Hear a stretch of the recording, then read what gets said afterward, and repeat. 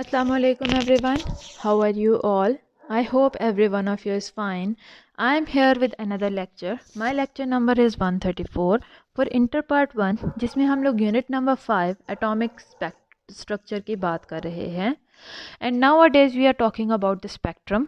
Spectrum क्या है कि जब लाइट एक मीडियम से दूसरे मीडियम में पास होती है तो वो किस तरह से ब्रेक डाउन हो जाती है इनटू द विजिबल पोर्शन. तो स्पेक्ट्रम के डिफ़ाइन करने के बाद काफ़ी डिटेल में डिस्कस करने के बाद मैंने आपको बताया था in my previous video about the two different types of spectrums. Those are continuous spectrum and atomic spectrum या फिर लाइन स्पेक्ट्रम. कंटिन्यूस स्पेक्ट्रम की सबसे ईजी एग्जाम्पल जो है दैट इज़ अ रेनबो. और ये वो स्पेक्ट्रम है जिसके अंदर कोई भी डिफाइंड नहीं होता, continuous. As the name mentions ये स्पेक्ट्रम कंटिन्यूस फॉर्म में है.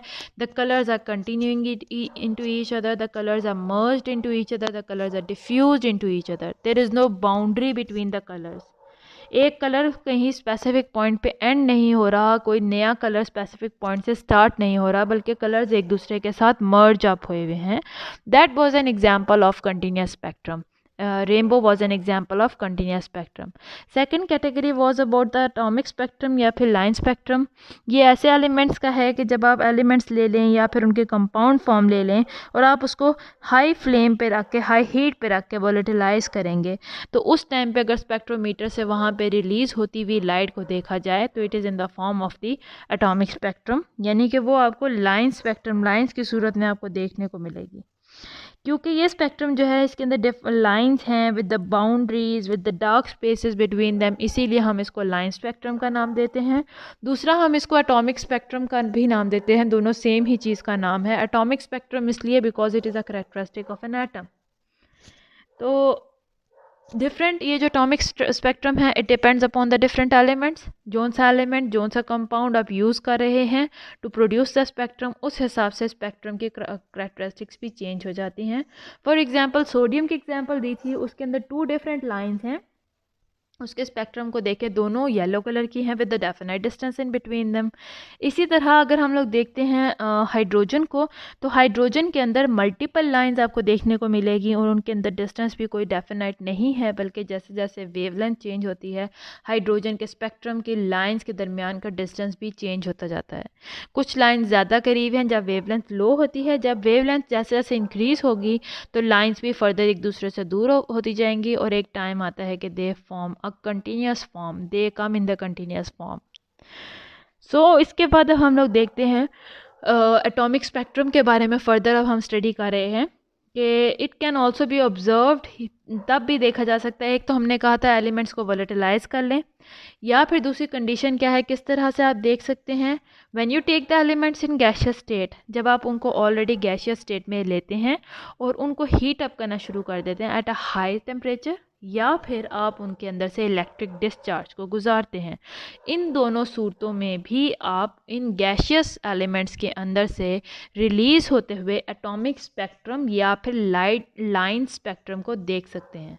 सो अब ये जो एटॉमिक स्पेक्ट्रम है इसको भी देखने के, ऑब्जर्व करने के 2 मेथड्स हैं. One is atomic emission spectrum and second one is atomic absorption spectrum. So first of all we are going to tell about atomic emission spectrum. This is one of the method of observing this atomic spectrum.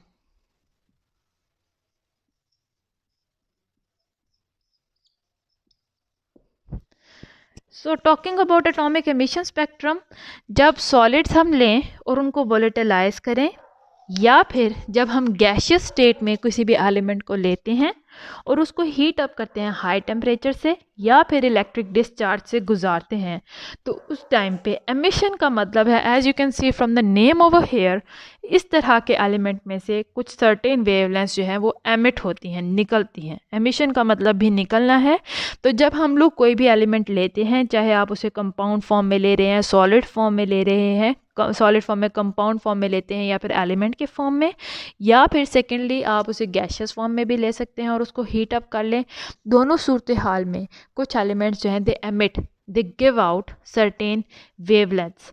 तो जो spectrum है उन radiations का जो emission की वजह से निकली हैं, जो ये रेडिएशंस रिलीज़ कर रहे हैं, वेवलेंथ्स रिलीज़ कर रहे हैं, अगर हम उसका स्पेक्ट्रम को ऑब्जर्व करें तो it will contain bright lines against a dark background, यानी कि जो स्पेक्ट्रम का बैकग्राउंड होगा that will be dark in colour, this whole will be dark in colour, और इस डार्क कलर पे आपको ब्राइट लाइट्स वाइट कलर की या ब्राइट कलर की लाइंस देखने को मिलेंगी having different distances between them. तो इस तरह का स्पेक्ट्रम आपको एटॉमिक एमिशन स्पेक्ट्रम में देखने को मिलता है जब सब्जेक्टेड जो मटेरियल है, चाहे वो एलिमेंट है, चाहे वो सॉलिड फॉर्म में, चाहे गैशियस फॉर्म में है, जब उसको फर्दर हीट अप किया जाता है या फिर उसको इलेक्ट्रिक डिस्चार्ज में से गुजारा जाता है, it gives out some of the radiations, और उन रेडिएशन का जो स्पेक्ट्रम बनता है that is atomic emission spectrum. Now we have another type of spectrum that is atomic absorption spectrum. Absorption का मतलब है यहाँ पे जो है रेडिएशंस एब्जॉर्ब होंगी, they are opposite with each other. Emission में रिलीज हुई थी और एब्जॉर्प्शन में it will take in some of the radiations, absorption spectrum है। So when a beam of light is pass through a gaseous sample of an element, आप यहाँ पे element ले लें, गैशियस फॉर्म में ले लें, और उसके अंदर से आप एक बीम ऑफ लाइट को पास करते हैं, आप उसके अंदर से एक रोशनी को पास करते हैं, तो जो एलिमेंट है it will absorb certain wavelengths inside it, और जबकि बाकी कुछ वो एलिमेंट सिर्फ कुछ वेवलेंथ, सर्टेन वेवलेंथ्स को ही अब्जॉर्ब करेगा, और बाकी की वेवलेंथ्स जो हैं they will pass through it without getting disturbed.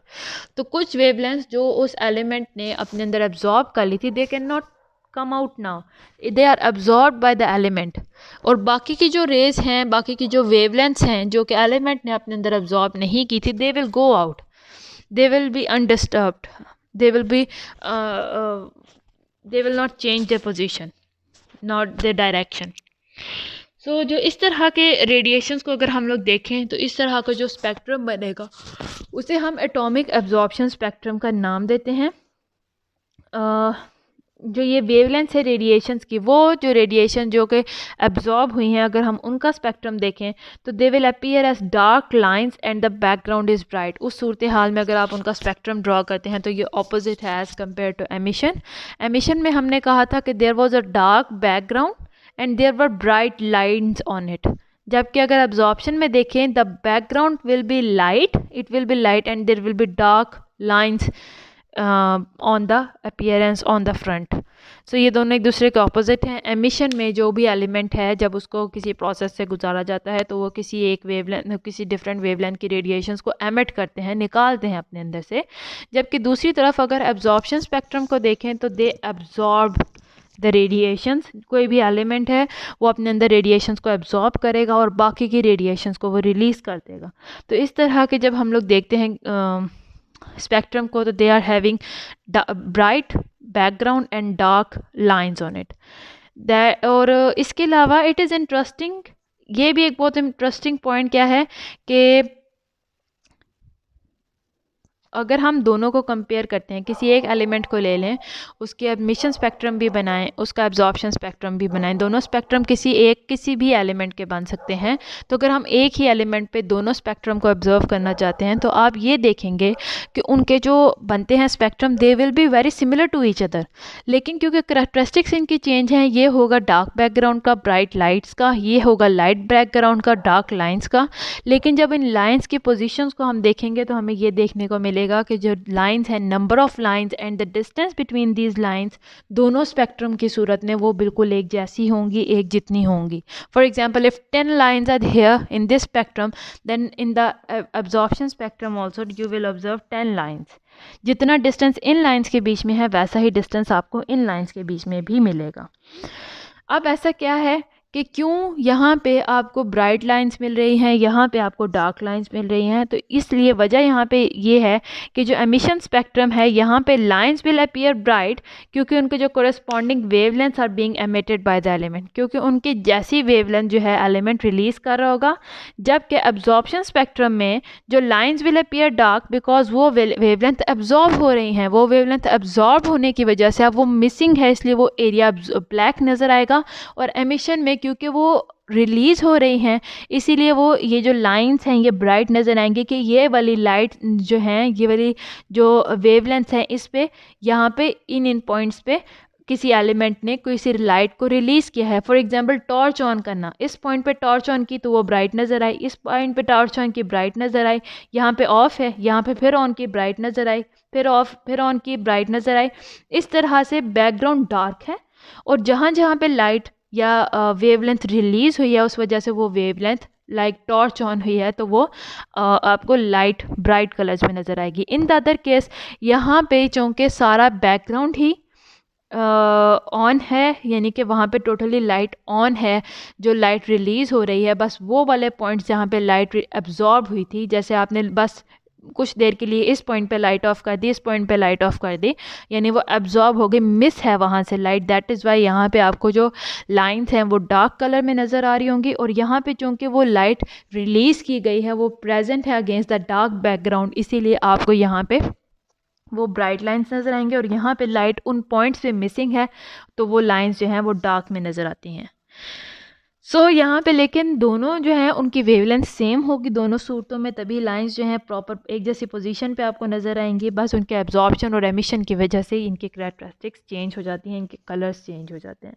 So this was all about spectrum. जैसा कि मैंने आपको स्पेक्ट्रम का बताया about the visible portion of light. Light के बहुत सारे डिफरेंट वेवलेंथ्स की रेडिएशंस हैं, कुछ इंफ्रारेड वेवलेंथ्स हैं, कॉस्मिक रेज़ हैं, माइक्रोवेव रेज़ हैं, अल्ट्रावायलेट हैं। ये वो सारी रेज़ हैं जो कि इनविजिबल पोर्शन में आती हैं, उस पोर्शन में जिसको ह्यूमन बींग्स नहीं देख सकते with their naked eye. They need some machinery, they need some instruments to observe this radiation. ये इनविजिबल पोर्शन है लाइट का। लेकिन अगर हम विजिबल पोर्शन की बात करें तो it exist between the wavelength of 400 nanometre to 750 nanometre और इसके अंदर फर्दर ये लाइट डिफरेंट पोर्शन में स्प्लिट हो जाती है depending upon the different wavelength. जैसे जैसे वेवलेंथ डिफरेंट होंगी कलर्स आपको डिफरेंट नज़र आने को देखेंगे। जब लाइट एक मीडियम से दूसरे मीडियम में जाती है तो it splits up, it bends down, जिसकी वजह से रिफ्रैक्शन हम कहते हैं होती है और हमें लाइट के डिफरेंट कंपोनेंट्स देखने को मिलते हैं। स्पेक्ट्रम मैंने आपको बताया कि दो किस्म के हैं, continuous spectrum and atomic spectrum. Continuous spectrum में जो लाइट है जब वो स्प्लिट होती है इनटू इट्स डिफरेंट कंपोनेंट्स, तो कंपोनेंट्स के दरमियान में कोई डिफाइंड बाउंड्री प्रेजेंट नहीं होती है। They are the colours are merged with each other, they are diffused with each other. जबकि एटॉमिक या फिर लाइन स्पेक्ट्रम में there are dark lines, there are dark spaces between the colours या between the radiation. तो atomic spectrum को भी observe करने के मैंने बताया कि दो तरीके हैं। First one is atomic emission spectrum, second one is atomic absorption spectrum. Emission spectrum में जो एलिमेंट है वो किसी रेडिएशन को जब उसको हीट से पास किया जाता है या फिर उसके अंदर से इलेक्ट्रिक डिस्चार्ज पास किया जाता है, it gives out some radiations. उन रेडिएशंस को अगर हम ऑब्जर्व करें तो it will give us atomic emission spectrum, जिसके अंदर डार्क बैकग्राउंड होगा और ब्राइट लाइट्स देखने को मिलती हैं। ऑन दी अदर हैंड अगर हम एलिमेंट को गैशियस फॉर्म में लें और उसके अंदर से कुछ वेवलेंथ्स को पास करें तो वो एलिमेंट कुछ वेवलेंथ्स को अपने अंदर अब्जॉर्ब कर लेगा, बाकी वेवलेंथ्स को जाने देगा वैसे ही। तो उसका अगर स्पेक्ट्रम बनाए उसको हम एटॉमिक एब्जॉर्प्शन स्पेक्ट्रम का नाम देते हैं।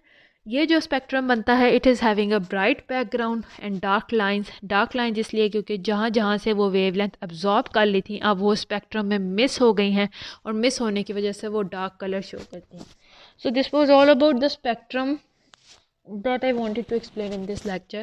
उम्मीद है आपको इस लेक्चर की समझ आई हो। अगर यहाँ तक कोई भी प्रॉब्लम है, कोई भी कन्फ्यूजन है तो you can tell me through the comment section. I am here to help you out.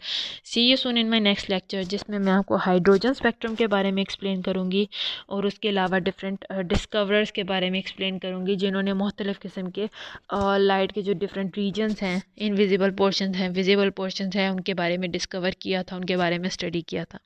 So till now उम्मीद है आपको यहाँ तक जितना भी लेक्चर है समझ आया हो। अगर यहाँ तक कोई भी प्रॉब्लम है, कोई भी confusion है तो you can ask me through the comment section. I am here to help you out and see you soon in my next video. Till then, Allah Hafiz.